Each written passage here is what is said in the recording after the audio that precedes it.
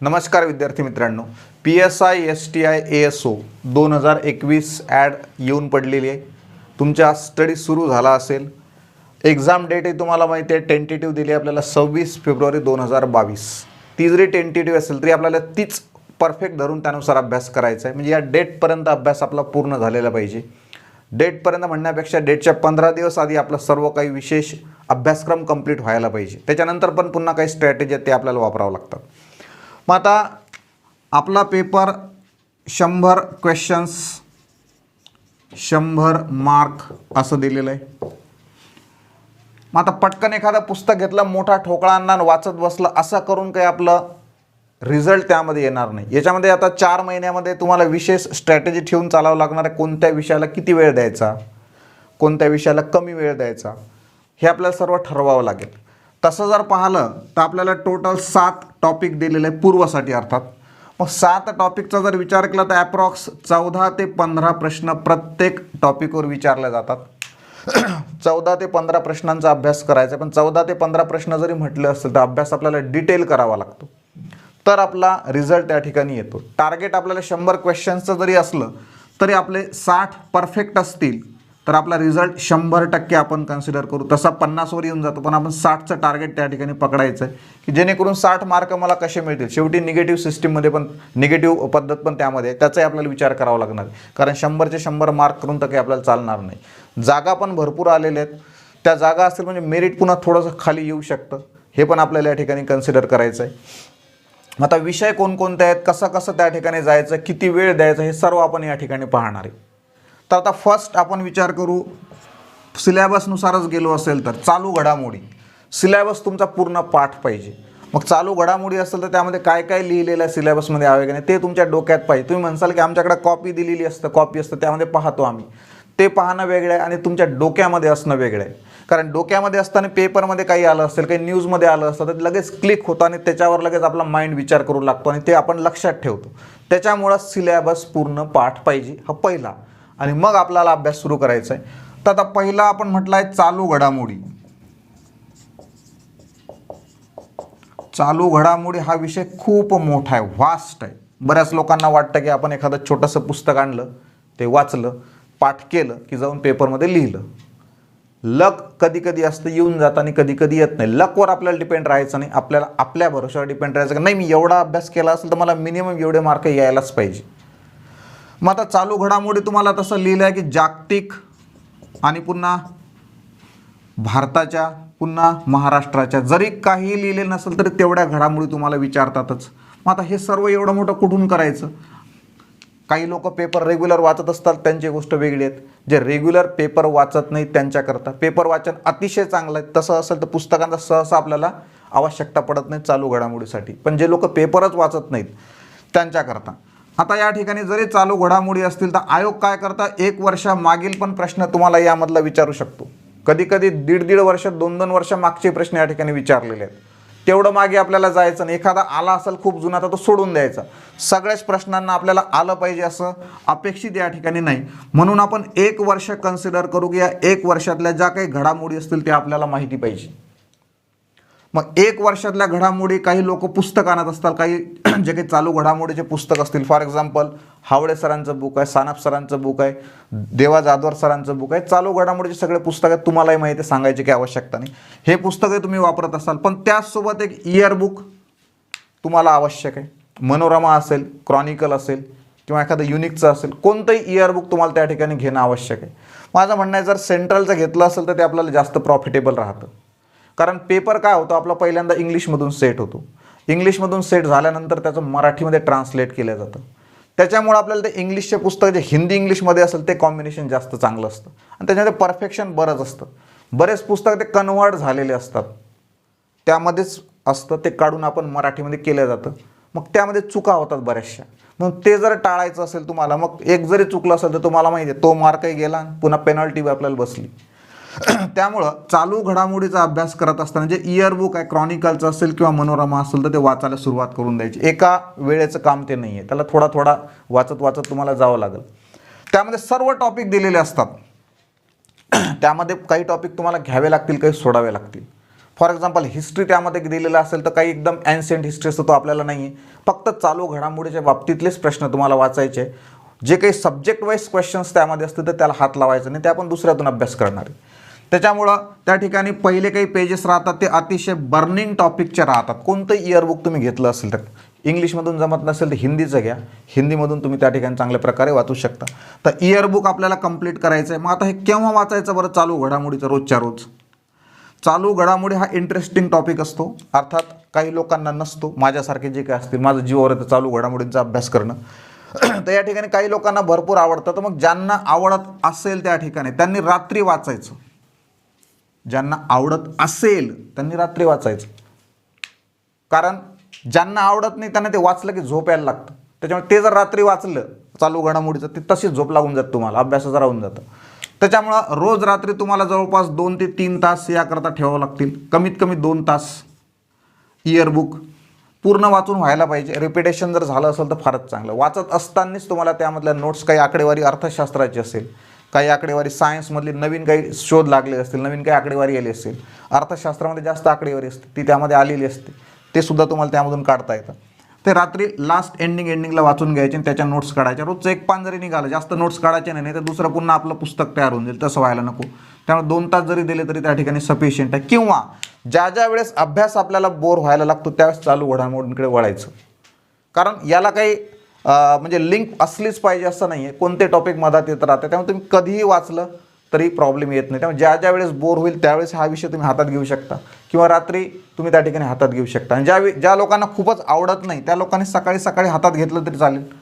सकाळी त्या ठिकाणी चालू घडामोडी जर तुम्ही 1 तास 1.5 तास करून टाकलं असेल तर मग तुम्हाला तुमचा अभ्यास बाकीचा त्या ठिकाणी करता येतो.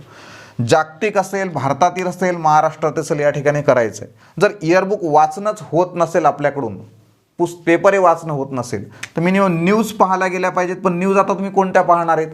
न्यूज पाहायचं म्हटलं तुम्ही त्या ठिकाणी तर मागच्या तर सगळ्या गेलेल्या असतील, ज्या काही लेटेस्टमधल्या सुरू असतील तेवढ्याच पाहायला जातील. तेवढ्या याच्यावर मार्क सध्या नाही भेटणार. जे पहिल्यापासून न्यूज पाहतात त्यांना ते माहिती असतं, त्यांच्या डोक्यामध्ये आपोआप भरले असतं. कारण न्यूजमध्ये एखादी न्यूज आली असेल तर पुन्हा 8 दिवसांनी रिपीट होते, पुन्हा महिनाभराने रिपीट होत असतं. तर त्यावेळेस त्यांच्या डोक्यामध्ये ते आपोआप भरलं जातं. तर मग अशा वेळेस जर इयरबुक वाचायचं नसेल तर मी तुम्हाला म्हटलं आहे, हावळे सरांचं पुस्तक असेल किंवा सानप सरांचं पुस्तक असेल किंवा जाधवर सरांचं पुस्तक असेल, या 3 पैकी कोणतंही घ्या. किंवा तिन्ही आणले, तिन्हीमधून काही कॉमन टॉपिक असतात, काही वेगवेगळे टॉपिक असतात, यांचा विचार तुम्हाला करायचा. हे जर अशा प्रकारचे पुस्तक आणले तर हे कम्प्लिटली पाठच करावं लागतात. कारण या पुस्तकांमध्ये काय पूर्ण सार काढलेला असतो. म्हणजे तुम्हाला तेवढं वाचायचं नसेल तर, आणि तो सार लक्षात ठेवण्यासारखा नसतो, पाठ करणे. हे धरलं आणि पाठ करून टाकलं तर तेवढं टेन्शन तुमचं त्या ठिकाणी निघून जातं. मग तुम्हाला ठरवून ठेवायचे की रोजचे मला 10 पानं पाठ करायचे. पाठ केल्यानंतर डिस्कस झालेले पाहिजेत. मित्रांना विचारून या ठिकाणी एकमेकांना विचारून पाठ करावं लागतात. कारण हे विसरतो आपण, कारण याचं बेसिक आपल्याला काही माहिती नसतं, थिअरी काही माहिती नसते. डायरेक्ट क्वेश्चन्स समोर काहीतरी नाव दिलेलं असेल, अशा प्रकारचे सुद्धा हे बुक्स आहेत. तसा चालू घडामोडींचा अभ्यास करायचा आहे. तुम्ही म्हणसाल की आता मी पेपर वाचायला सुरुवात करतो तर 4 महिन्यातल्या पेपरचा फारसा काही उपयोग तुम्हाला नाही होणार. तर पुस्तकं तुम्हाला जास्त या ठिकाणी साथ देतील. मात्र जे लोक पहिल्यापासून वाचतात त्यांनी पेपर कंटिन्यू करायचे. तर असा हा चालू घडामोडी महत्त्वाचा टॉपिक आहे. 14 ते 15 प्रश्न आहेत. या 14 ते 15 प्रश्नापैकी तुम्हाला त्या ठिकाणी 7 ते 8 प्रश्न जरी आले, ज्यांना आवडतं त्यांना जास्त प्रश्न बरोबर येतात, ते आपोआपच त्यांचे येतात, कारण त्यांचं वाचन तसं असतं. मी ज्यांना आवडत नाही त्यांच्याबद्दल बोलतो की 7 ते 8 प्रश्न तरी आपले आले पाहिजेत. एवढ्या पुस्तकातून ते कव्हर होतील किंवा तुम्हाला इयरबुक त्या ठिकाणी पुन्हा कंटिन्यू करता येतं. तर हा झाला एक पहिला आपला टॉपिक, चालू घडामोडी. किती प्रश्न कव्हर झाले तर आपले 7. 50%वर जाऊ आपण. त्यानंतर आपण विचार करू नागरिक शास्त्र.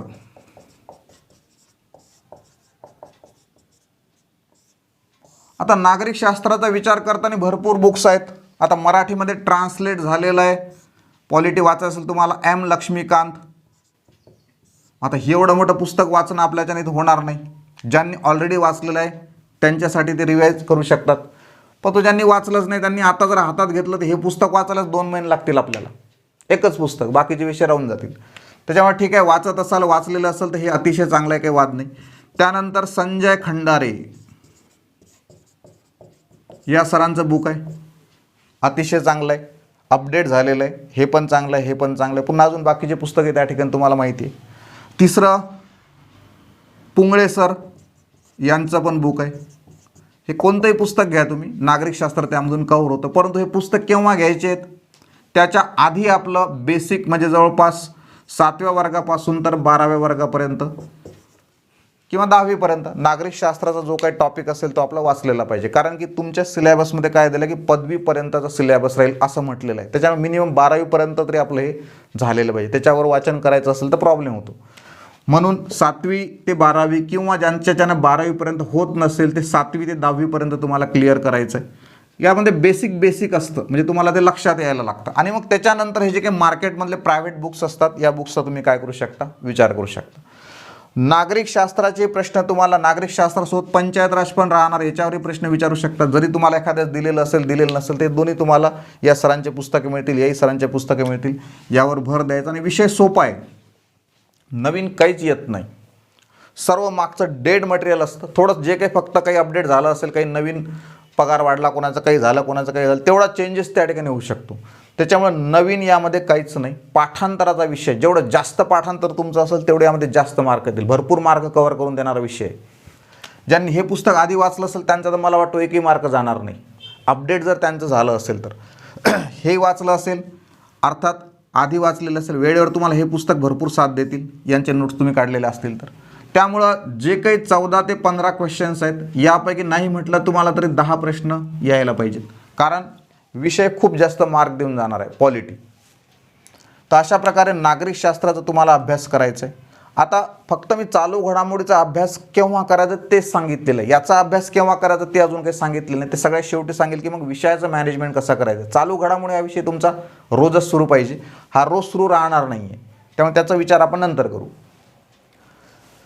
हा झाला नागरिकशास्त्राबद्दल. पहिल्यांदा 7 प्रश्न आले, नंतर आपण 10 प्रश्नांपर्यंत पोहोचलेलो आहोत. काही लोकांचं नागरिकशास्त्र अतिशय चांगलं असतं, ज्यांची डिग्रीज त्यामध्ये झाली आहे त्यांना भरपूर मार्क त्या ठिकाणी येऊ शकतात. त्यानंतरचा विषयाचा विचार केला तर खूप मोठा विषय इतिहास.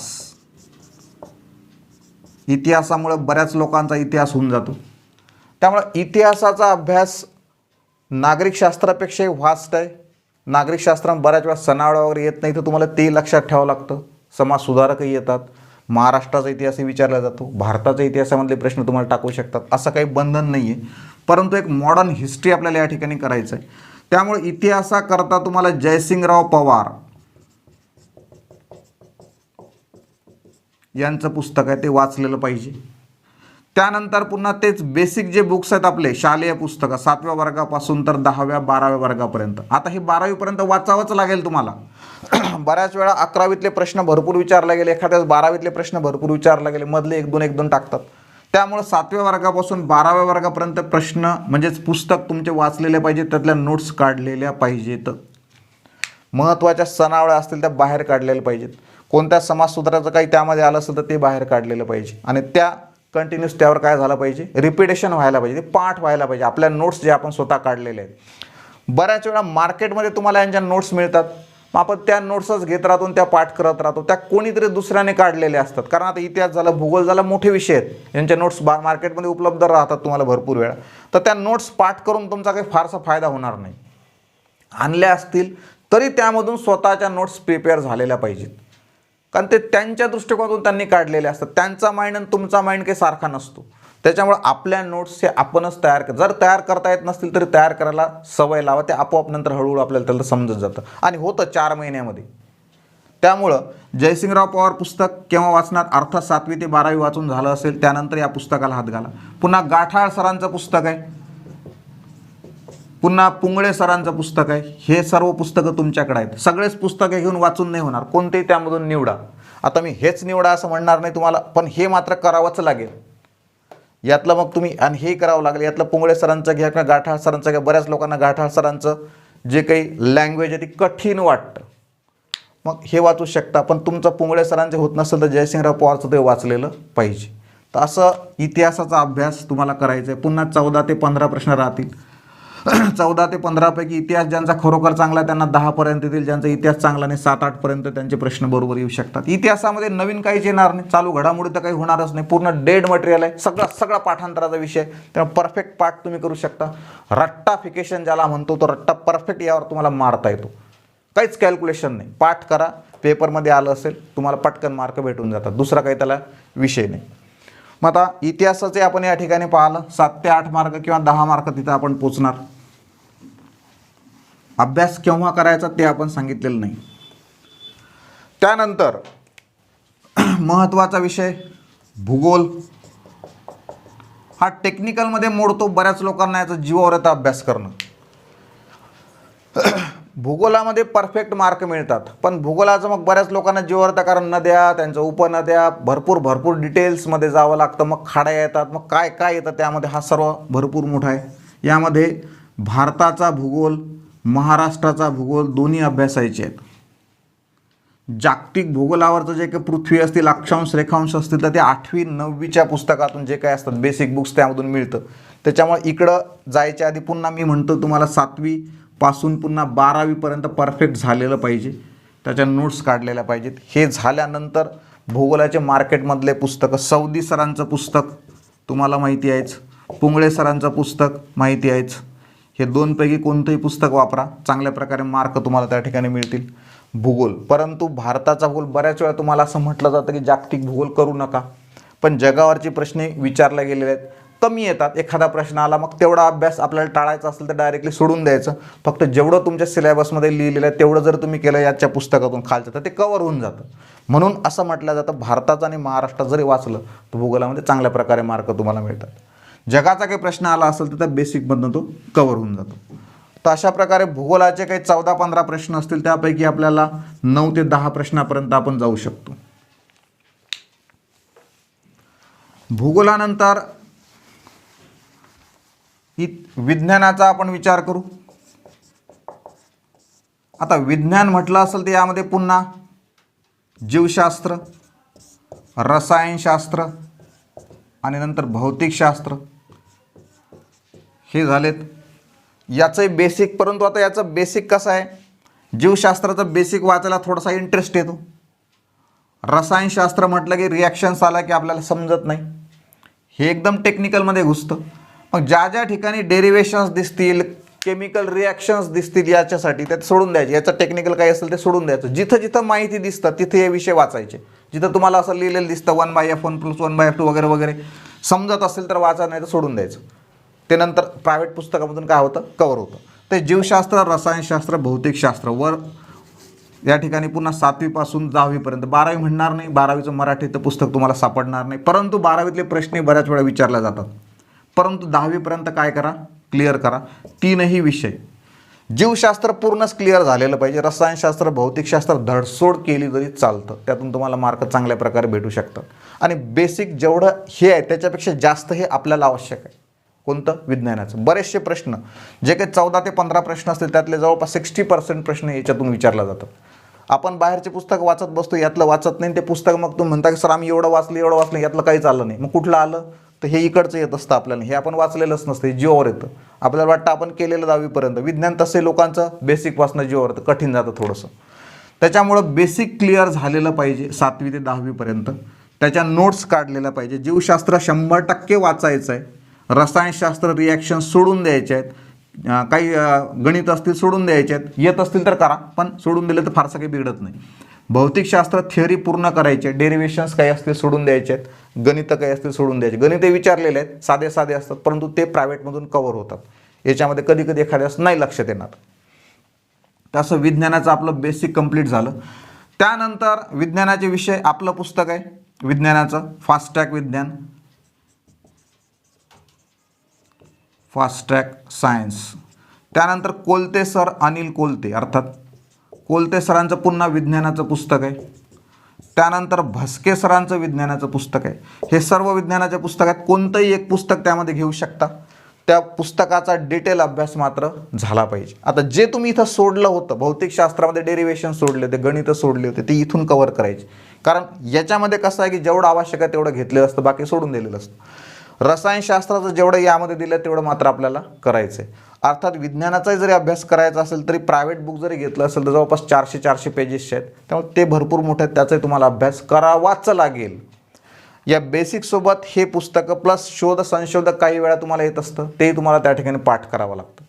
काही करंटमध्ये घुसतं, ते करंटचे आपण पाहिलेलं आहे. तर अशा प्रकारे विज्ञानाचे जे काही तुमचे 14 ते 15 प्रश्न असतील, त्यापैकी बऱ्याच लोकांना 10 प्रश्न भेटू शकतात. काही लोक 7वरही उतरू शकतात, काही लोक 6वरही उतरू शकतात. एखाद्या वेळेस काय होतं, भौतिकशास्त्राचा किंवा रसायनशास्त्राचे जर क्वेश्चन्स वाढले तर मार्क कमी होतात. आता हे मला सांगता येणार नाही किंवा कोणीच सांगू शकत नाही की यावेळेस रसायन जास्त येईल की भौतिक जास्त येईल. इथं काही वाटलेलं नाही. अर्थात 14-15 प्रश्न आपण कॅल्क्युलेशन केलेलं, ते आयोगानं दिलेलं नाही. पूर्वीच्या काळामध्ये दिलेलं असतं की गणिताचे 20 येणार, सायन्सचे 20 येणार, तसं याच्यामध्ये काही नाही. त्याच्यामुळे कधी कधी जीवशास्त्राचे जास्त आले तर मुलांचं मेरिट वाढून जातं, कारण पाठांतराचा विषय. रसायन भौतिक जर जास्त आलं तर मेरिट खाली खाली व्हायला लागतं. त्याच्यामुळं आपण याचे 6 ते 7च मार्क पकडणार, 6 to 7. अशा प्रकारे विज्ञानाचा अभ्यास तुमचा होईल. त्यानंतर जास्त जीवावर येणारा सब्जेक्ट सर्वात शेवटचा अर्थात गणित, बुद्धिमत्ता. त्यातलं त्यात बुद्धिमत्ता बऱ्याच लोकांना बरं वाटतं अभ्यास करायला. गणित प्लस बुद्धिमत्ता. तर आता या ठिकाणी काही लोकांनी आता मागचा अभ्यास केला 2013 पासून, जे मागच्यापासून देत आहेत 2-4 वर्षापासून, त्यांनी मधात गणित पूर्णपणे सोडून दिलं. का? बुद्धिमत्तेचे प्रश्न जास्त विचारले जातात. यावेळेसचा पेपर पाहिला असेल तर बुद्धिमत्ता क्रॉसच झालं, 1-2 प्रश्न आले आणि बाकीचे सगळे गणिताचे टाकले. आपलं कसं असतं, आपण एक पेपर ठरवूनच टाकतो. आयोगाने मधात 2 वर्ष जर समजा बुद्धिमत्तेचे प्रश्न जास्त विचारले की आपण सिलेबस ठरवून टाकतो की बुद्धिमत्तेचे प्रश्न येणार, गणिताची येणारच नाही. तसं होत नसतं. गणित आणि बुद्धिमत्ता, एखाद्याच बुद्धिमत्ता जास्त विचारला जातील, गणित कमी होईल, का गणित जास्त विचारलं बुद्धिमत्ता कमी होईल. तसं आपलं व्हायला नको. आपल्या लकवर डिपेंड राहायचं नाही, मी आधीच म्हटलेलं आहे. त्यामुळं गणित आणि बुद्धिमत्ता दोन्हीही पूर्ण करायचे. जास्त नाही आपल्याला, गणिताचं फक्त अंकगणित आहे ना, भूमिती येतं तुम्हाला ना बीजगणित येतं. अंकगणिताचा अभ्यास तुम्हाला करायचे. जास्तीत जास्त 22 चॅप्टरचा स्टडी या ठिकाणी तुम्हाला करायचा आहे गणिताचा. मग आता गणिताचं काय करायचं? आता या गणितासाठी किंवा बुद्धिमत्तेसाठी मी तुम्हाला म्हणणार नाही 7वी ते 12वी पर्यंत जा, कारण यांचे प्रश्न आणि आपले येणारे प्रश्न वेगवेगळे असतात. स्पर्धा परीक्षेचं गणित थोडंसं वेगळं चालतं यांच्यापेक्षा, त्यामुळे याचं बेसिकमध्ये कुठंच घुसायची आवश्यकता नाही तुम्हाला. मग अंकगणित जर असेल तर फास्ट ट्रॅक मॅथ बुक आहे, या पुस्तकाचा जर तुम्ही वापर केला असेल तर गणिताचा प्रश्न तुमचा बाहेर जाणार नाही. मात्र पहिल्यापासून शेवटपर्यंत जावं लागतं अंकगणितासाठी. मधात जर तुम्ही सोडसाड धडसोड केली असेल तर जमणार नाही. बुद्धिमत्तेमध्ये तुम्हाला जनरल मेंटल ॲबिलिटी आणि प्लस बाकीचं तुम्हाला जे काही समजा त्याला आपण तर्क व अनुमान असं म्हणतो, तर यावर प्रश्न जास्त विचारला जातात as compared to general mental ability. एखादा 2 आला तर येतो, मग एखाद्या 2साठी पूर्ण जनरल मेंटल ॲबिलिटी तुम्हाला सोडून देता येणार नाही, ते तुम्हाला करावंच लागणार आहे. बऱ्याच लोकांना वाटतं हे तर येतच नाही, सिरीज तर कधी दिसलंच नाही आम्हाला, डब्बे तर कधी आलेच नाहीत, कॅलेंडर तर आलंच नाही. मग एखाद्यास काय होतं, कॅलेंडर येतं, सिरीज येतं, 2 येतं, आपली प्रॅक्टिस झालेली नसते, 2-3 प्रश्न उडून जातात. मग तसं व्हायला नको. जनरल मेंटल ॲबिलिटी चिल्लर सब्जेक्ट आहे. जर केला असेल प्रॅक्टिस तर पटापट सॉल्व करतात, त्यामुळे हे तुम्हाला करावंच लागेल. तर्काचे प्रश्न तुम्हाला करावेच लागतील. याचं लवकर होऊन जातं. 10-15 दिवसामध्ये तुम्ही चांगल्या प्रकारे बुद्धिमत्ता जनरल मेंटल ॲबिलिटी कव्हर करू शकता. तर्क व अनुमानसाठी काय होतं, तर्काचे जे काही प्रश्न असतील त्याला वेळ लागतो. निबंधाचे येतात पेपरमध्ये, माहिती आहे तुम्हाला. एकदम 10 लाईनचा प्रश्न असेल, मग हा प्रश्न पूर्ण तुम्हाला वाचावा लागतो, त्याची डायग्राम काढावं लागतं, तिथं विचार करावा लागतो. असे मोठे प्रश्न राहतात. अर्थात मोठे प्रश्न 3 ते 4 तुम्हाला पेपरमध्ये पाहायला मिळतात. या मागचा जो पेपर झाला त्यात कमी होते, परंतु जास्त येऊ शकतात, कमी येऊ शकतात. मग हे प्रश्नही तुमचे प्रॅक्टिस झालेले पाहिजेत. मग अशा कधी हे जे प्रश्न आहेत त्या ठिकाणी फिजिक्समधले काही प्रश्न टाकलेले असतात, ते 12वीच्या फिजिक्समधले असतात, ट्रान्सलेट होतात आणि आपल्याकडे या ठिकाणी येतात. कधी वाटतं हे नावं कुठून आले, गणित कुठून आलं, तर ते तिकडून कधी येऊन जातं. तर असे प्रश्नसुद्धा तुम्हाला विचारले जातात. तर मागचे 2013 पासून सगळेच्या सगळे प्रश्न तुमचे या ठिकाणी सॉल्व्ह झालेले पाहिजेत. बुद्धिमत्ता पुस्तकामध्ये आपण भरपूर टाकल्या तशा प्रकारचे प्रश्न, ते सोडून तुम्हाला एक प्रकारचं काय होऊन जातं, डोकं आपलं डेव्हलप होऊन जातं आणि मग तुमचा वेळ वाढतो. बऱ्याच वेळा मोठा प्रश्न पाहिला की आपण सोडून देतो. गणिताचा अभ्यास केलेला नसेल तर गणित आपण त्या ठिकाणी सोडून देतो. हे 14 ते 15 प्रश्न आहेत, त्यामुळे 14 ते 15 म्हणजे भरपूर झाले. गणित आणि विज्ञान मेरिट ठरवतं तुमचं. ज्यांचं गणित विज्ञान चांगलं आहे, 15 आणि 15 30 जरी म्हटले असेल, त्यातले 2 काढले तर 28 प्रश्न तेच होतात. 40ला 45ला मेरिट लागत असतं. इतिहास सगळेच पाठ करतात, भूगोल सर्वच पाठ करतात, कारण तर रट्टाचे विषय आहेत. त्याच्यामुळे यावर जर तुम्ही भर दिला विज्ञान आणि गणितावर तर तुमचा 100% रिझल्ट येतो. त्याच्यामुळं गणिताचे पूर्णच्या पूर्ण मार्क भेटू शकतात. एखाद्याच बुद्धिमत्तेमध्ये मार्क जाऊ शकतो, कारण खूप मोठा जर क्वेश्चन असेल, काही लागलंच नाही लिंक, तर समजत नाही. गणिताचं कसं आहे, उत्तर बरोबर आहे की चूक आहे तुम्हाला काढता येतं, त्याच्यामुळं गणिताचे पूर्णपैकी पूर्ण मार्क मिळतात. जर गणिताचे 5 किंवा 6 प्रश्न आले तर पूर्ण बरोबर येऊ शकतात. त्याच्यामुळे गणिताचे 5 प्रश्न आणि बुद्धिमत्तेचे सपोज 5 प्रश्न आले तर 5 आणि 5 या ठिकाणी 10 होऊन जातात. एवढं जर आपण कॅल्क्युलेशन केलं तर तुमचा रिझल्ट 100% येतो. एवढे भेटायलाच पाहिजे, याच्यापेक्षा कमी जायला नको. मग आता चालू घडामोडीचं आपण सांगितलं होतं की तुम्ही केव्हा केव्हा वाचायचं. मग आता हे जे बाकीचे सब्जेक्ट आहेत सर्वच्या सर्व काही मुलांना प्रश्न पडतो की रोज वाचायचे की काही विशिष्ट वेळेमध्ये वाचायचे, की एक ते एक तास घ्यायचा, असा बऱ्याच लोकांना कन्फ्यूज झालेले असतात. ही शाळा नाही आहे आपली की मग आता 1 तास भूगोल, मग 1 तास इतिहास, मग 1 तास गणित, असं जमत नाही. विषय घेतला की त्याचा सोक्षमोक्ष लागलाच पाहिजे. मान्य आहे की एक विषय आपल्याला बोर होतो, मग आपल्या डोक्यालाही आराम द्यावा लागतो. तर डोक्याला आराम कसा द्यायचा? डोक्याला आराम देणे म्हणजे झोपणे आहे म्हणत नाही आम्ही. डोक्याला आराम देणे याचा अर्थ विषयांतर करावं लागतं. जसं आपण कॉम्बिनेशन केलं असेल, फॉर एक्झाम्पल इतिहास आणि त्यानंतर गणित, त्यानंतर आपण राज्यघटना आणि त्यानंतर बुद्धिमत्ता, हे आपण कॉम्बिनेशन करणार. भूगोल हा टेक्निकलमध्ये होती, इकडून टाकून येईल भूगोल. आता विज्ञान पण तिथं, तर विज्ञान काही लोकांना बोर होईल, ठीक आहे, आता कोणतंही कॉम्बिनेशन तुम्ही करू शकता. असे 2-2 विषयाचं कॉम्बिनेशन करायचं आहे. सकाळी जे आपल्याला रटाळवाणे विषय ते सकाळी सकाळी हातात घ्यायचे. फॉर एक्झाम्पल इतिहास असेल, दुपारी 1 वाजेपर्यंत 7 ते 1 जरी तुम्ही शेड्यूल ठेवलं असेल तरी त्यामध्ये भरपूर अभ्यास होतो. जेवणानंतर मग असा विषय घ्यायचा की जिथं झोप येणार नाही.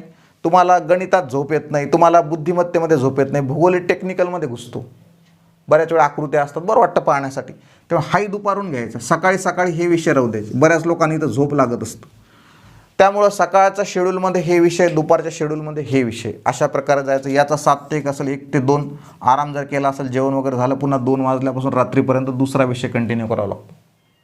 असं धरायचं नाही की गणिताचे मागच्या वेळेस 2च प्रश्न विचारले तुम्ही गणित पूर्ण सोडून देतो. जर पटकन त्याचे 10 प्रश्न आले तर 10 तिथंच गेले मग तुमचे नेक्स्ट टाईमला. त्याच्यामुळे सर्व विषयाचं बॅलन्सिंग करत जायचं आहे. कोणत्याही विषयाला कमी लेखून जमणार नाही. परंतु कसं आहे, हे पाठांतराचे विषय आहेत, त्यामुळे रट्टा जर मारला असेल तर हे मार्क पूर्ण तुम्हाला देऊन जातात. याच्यावर जेवढा भर आहे त्याच्यावर जायचं. पण हे सगळेच रट्टा मारतात, सगळेच जण येऊन पोचतात 35 मार्कापर्यंत आणि 40 मार्कापर्यंत. मग नंतर काय होतं, मेरिट ठरवणारे हे ठरतात, गणित, बुद्धिमत्ता, विज्ञान. इथं बऱ्याच लोकांचा गड्डा पडलेला असतो. बुद्धिमत्तेमध्ये जास्त मोठे प्रश्न आले तर प्रॉब्लेम निर्माण होतो, म्हणून त्याचं प्रॅक्टिस झालेली पाहिजे. हे जर विषय जास्त वीक असतील त्याला जास्त वेळ द्या. रात्री 9च्या नंतर गणित, बुद्धिमत्ता तुम्ही घेऊ शकता, शेवटपर्यंत रोजच घ्यायचे. मग फक्त इतिहास, राज्यघटना, पंचायत राज, विज्ञान, भूगोल यांचंच मॅनेजमेंट करायचं आणि ठरवून द्यायचं की रोज रात्री 9 ते 12 गणित, बुद्धिमत्ता राहणार आहे. असं केलं तरी चालतं. परंतु एका दिवशी 2च विषय घ्यायचे. चालू घडामोडी हा शेवटपर्यंत चालू राहणार आहे, पेपरला जाईपर्यंत. मधात सोडून चालणार हे विषय तरी मधात तुमचे सुटतील, दुसरा विषय येईल, हा विषय गेला तो विषय येईल, अशा प्रकारे. तर असं सर्व स्टडी करत जायचं आहे. ही बेरीज जर केली असेल तर तुम्ही 5 झालेले आहात सध्या, अशा प्रकारे. तर एवढ्या पूर्ण 100 दिवसांचा तुम्हाला मॅनेजमेंट करायचं आहे. मी म्हटलं होतं पहिल्यांदाच की पेपरच्या एंडपर्यंत अभ्यास नाही करायचा. 15 दिवस आधी तुमचा अभ्यास पूर्ण झालेला पाहिजे. तशा प्रकारे दिवस वाटून द्यायचे. तुमचा विषय कोणता कठीण आहे, कोणता सोपा, हा तुम्हाला माहिती आहे, हे मला माहिती नाही. तेव्हा कोणाला जास्त वेळ द्यायचा, कोणाला कमी वेळ द्यायचा, हे तुम्हाला ठरवावं लागेल. हे मी नाही ठरवू शकत. त्याच्यामुळे ते तुम्हाला ठरवायचा, वेळ कुठं जास्त द्यायचा, वेळ कुठं कमी द्यायचा. मग आता समजा आपला 26 फेब्रुवारीला एक्झाम आहे, 26ला असेल तर 5 फेब्रुवारीपर्यंत सगळा अभ्यास आपला झालेला पाहिजे. नंतर रिव्हिजन आणि प्लस पेपर सोडवणे, अर्थात टाईम लावून. क्लासेसचे पेपर सुरू राहतात, टेस्ट पेपर्स. आला आपला PDF धरली आणि सोडून पाहिले, मधात तो आला, ती आली, बोलले, पुन्हा पेपर सॉल्व, काहीच मतलब नाही, सोडून द्यायचं. ज्यावेळेस पेपर तुमच्या हातात येईल त्यावेळेस किती वेळ आहे आपल्याला? 1 तास वेळ आहे. मग 1 तास वेळ आपला पेपरचा टायमिंग काय? 11 ते 12 टायमिंग राहणार. मग ठीक आहे, 11 ते 12 म्हणजे रोज पेपर सोडून झालाच पाहिजे. शेवटचे जे काही 15 ते 20 दिवस असतात, प्रत्येक दिवशी एक पेपर सॉल्व केला पाहिजे, त्याचं ॲनालिसिस झालं पाहिजे. मागचे पेपर्स जे काय असतील ते पाठ झालेले पाहिजेत, कंप्लीट पाठ. हेही पाहिजे तुम्हाला की हा प्रश्न 2014चा, हा प्रश्न 2016चा आहे. बऱ्याच वेळा प्रश्न रिपीट होतात, त्यामुळे तो जर आला, रिपीट झाला तर पटकन तुम्हाला बुद्धिमत्तेचा प्रश्न एखाद्याच रिपीट होतो, गणिताचा रिपीट, इतिहास, भूगोल तर होतात रिपीट होतात. त्यामुळं ते कंप्लीट पाठ पाहिजेत. मग सोबत राज्यसेवेची पाठ केले असेल मागचे प्रश्न तरी चालतात, PSI-STI पाठ केले तरी चालतात, पूर्व प्लस मुख्य सगळे पाठ करून टाकायचे, GSचे पेपर्स रिपिटेशन त्या ठिकाणी होऊ शकतं. त्यामुळं 11 ते 12 हा टायमिंग 5 फेब्रुवारीपासून कशा करता राहणार, फक्त पेपर सॉल्विंग. पेपर सोडवल्यानंतर चेक करणे, कुठं कमी पडले, कोणत्या विषयामध्ये जास्त झाले हे तुम्हाला त्या ठिकाणी पाहायचं आहे. मग बऱ्याच वेळा काय होतं, आपण फक्त जे काही पेपर झाले तेवढेच सोडवतो. जे काही मार्केटमध्ये किंवा एखाद्या क्लासची टेस्ट सिरीज असेल लावलं असं तर ते सोडवत नाही आपण. ते आपण नंतर बसून शांत चित्ताने 2-3 तास सोडवतो, त्याला काही मतलब नाही आहे. म्हणून आपलं क्लासमध्ये जाऊन ते पेपर सॉल्व केले गेले पाहिजे. किंवा घरी जरी तुम्ही असाल तर घरी तुमच्या डोक्यात पाहिजे की आपला टाईम म्हणजे टाईम बाइंडिंग त्या ठिकाणी, या टाईममध्ये एवढं सोडवलंच गेलं पाहिजे. आणि प्रश्न 100 केव्हा सोडवला जाणार नाही. 100चे 100 प्रश्न सोडवले मी आणि आलं तर मग पटापटा निगेटिव्हमध्ये पण जातात. ज्यावेळेस तुमच्या समोर पेपर आलेला असतो त्यावेळेस तुमच्या लगेच लक्षात येतं पेपर वाचताना की हा क्वेश्चन्स आपल्याला येण्यासारखा आहे किंवा नाही. पेपर भरपूर मोठा असतो, मोठे प्रश्न त्या ठिकाणी तुम्हाला असतात. त्याच्यामुळं नजरेच्या टप्प्यात क्वेश्चन पाहिजे, वाचला हा नाही जमण्याची शक्यता पटकन मग त्या ठिकाणी सॉल्व्ह करायचा. दुसरा नाही याला ड्रॉप करा, तिसऱ्यावर जा, चौथ्यावर जा. असं नाही, कधी कधी मागून प्रश्न सोपे आलेले असतात. आपण पेपर हातात आला की जे पहिला धरून सुरू करतो तो सुरूच करतो, असं तुम्हाला नाही करायचं. एखाद्याच मागून पाहायचं 2-3 पानं, पहिले 5 मिनिटं पेपरच पाहायचा ना, नाही सोडवायचा काहीच, एवढं काहीच आवश्यकता नाही. आला की लगेच सोडून सुरू करा. कधी कधी शेवटी प्रश्न सोपे असतात आणि नंतर मग घरी आल्यानंतर पोरं म्हणतात सर आम्ही शेवटपर्यंत पोचलोच नाही. शेवटपर्यंत 2 ते 3 वेळा पोचून यावं लागतं, त्यावेळेस कुठं आपल्याला समजतात प्रश्न कोणकोणते आलेले आहेत. त्याच्यामुळे पहिले वाचले एक नजरेच्या टप्प्यात पाहून घ्यायचं एक ओर मागून पण प्रश्न कोणते आहेत. काही सोपे असतात माझा चिटूक तर ते आधीच तिथल्या ते सॉल्व्ह करून टाकायचे. हेही प्रश्न त्या ठिकाणी राहतात. त्यामुळे एखाद्याच मागचे 5 प्रश्न सोपे होते आणि गेले माझा 1 मार्काने रिझल्ट गेला, मग खूप वाईट वाटतं. त्यामुळं 5 फेब्रुवारीपासून 26 फेब्रुवारीपर्यंत म्हणजेच 25 फेब्रुवारीपर्यंत सगळे पेपर्स आणि करंट अफेअर्स यावर जास्तीत जास्त भर द्यायचा आहे. आणि तुम्ही काढलेल्या नोट्स त्या खूप रीड झालेल्या पाहिजेत, लिटरली पाठ झालेल्या पाहिजेत, तर तुमचा रिझल्ट 100% त्या ठिकाणी येतो. तर असं सर्व आपल्याला जी काही पूर्व परीक्षा आहे त्याच्याकरता स्ट्रॅटेजी ठेवायची आहे. त्यानंतर अजून एक माझं सांगणं आहे तुम्हाला, असं मोबाईलपासून थोडंसं दूर राहायचं आहे. जर पास व्हायचं असेल तर रीडिंगमध्ये तुम्ही मोबाईल घेऊन बसता, मोबाईलचा अभ्यास जर म्हटलं तर मोबाईलवर तुम्हाला फायदाही होऊ शकतो. पण माझं म्हणणं आहे की 1% विद्यार्थी फायदा घेतात आणि उरलेला सगळ्यात तोटाच होतो. मोबाईल ठेवला असेल तर सायलेंट करून ठेवायचं. ज्यावेळेस तुम्ही मधातल्या गॅपमध्ये बाहेर येतात त्यावेळेस तुम्ही चेक करू शकता, कोणाचा मेसेज आला असेल किंवा कोणाचा काही फोन आला असेल तर कॉल बॅक आपण करू शकतो. रीडिंग आपल्याकडे असतं, रीडिंगमध्ये पाहतो मुलं येतात, फोन आला की इतक्या जोराने बाहेर निघतात जसं वाटते मोदीचाच फोन आलेला आहे. असं पण व्हायला नको. त्याच्यामुळे फोनला फेकून देणे केव्हाही प्रॉफिटेबल आहे, किंवा बाजूने ठेवून द्यायचं, नंतर 1 तासच द्यायचा. ठीक आहे, असं जर केलं असेल तर तुमचं कॉन्सन्ट्रेशन राहील. नाही तर कॉन्सन्ट्रेशन राहत नाही, अभ्यासातून मन 1 मिनिटात बाहेर निघतं. पुन्हा जर तुम्ही आतमध्ये अभ्यासात जायचं म्हटलं तर 15 मिनिटं आपलं डोकं लागत नाही. त्याच्यामध्ये फोन आलेला असतो, कोणी काहीतरी बोलत असतं, कोणी काही हे झालं असतं. त्यामुळे फोनपासून दूर राहा. फेसबुकमध्ये पोस्ट टाकणे, मी हा अभ्यास केला तो अभ्यास केला, पुस्तक काहीच टाकायचं नाही. नंतर सगळे लोक तुमच्या पोस्ट टाकतात, याला पोस्ट भेटली म्हणून. तर आपल्याला बाकीच्यांच्या टाकायचे नाही, आपल्या पोस्ट लोकांनी टाकल्या पाहिजे. असं काम त्या ठिकाणी व्हायचं आहे. मग असं जर करायचं असेल तर त्यामध्ये फेसबुक असेल, व्हॉट्सअप असेल, ज्या काही गोष्टी असेल त्या दूर ठेवायच्यात. रात्री पण नको, दिवसाही नको. 1 तास पाहायचं असेल दुपारचा, तेवढा जर तुम्ही विरंगुळा ठेवला असेल तर चालतं. आणि बऱ्याच वेळा त्यावर प्रश्न येत असतात तुम्हाला, बसतो आपण तेच प्रश्न सॉल्व्ह करत, त्याच्या मागे बिलकुल लागायचं नाही. UPSCत हा विचारला मग सोडवा, MPSCत हा विचारला मग सोडवा, काहीच आवश्यकता नाही. जे काही सिलेबस सांगितलं त्याच्यानुसार गेले असेल, व्यवस्थित केलं, आपल्याला काही 100 पैकी 100 मार्क पाहिजे नाही, 50-55 भेटले, आपला रिझल्ट आला, काम संपलं. अशा प्रकारे तुम्हाला जायचं आहे. हे सगळं माझं म्हणणं आहे. आणि असं जर तुम्ही वागले तर मला तरी वाटतं की पोस्ट किंवा ही जी काही पूर्व परीक्षा असेल ही पास होण्यापासून तुम्हाला कोणी थांबवू शकत नाही. त्याच्यामुळं तुम्ही तुमचा विचार करायचा आहे आणि अभ्यास स्ट्रॉंगली सुरू करायचा आहे. दिवाळी पण संपलेली आहे, लग्नाला सुरुवात होईल. लग्न फग्न सगळं सोडून द्यायचं आहे, स्वतःच्या लग्नाला पण जायचं नाही. असं जर केलं तर तुम्हाला 100% यश मिळणारच. म्हणून सर्वांना बेस्ट ऑफ लक आणि चांगल्या प्रकारे अभ्यास करा आणि पूर्व परीक्षा पास व्हा. पुन्हा मेनला आपण भेटूच. थँक्यू.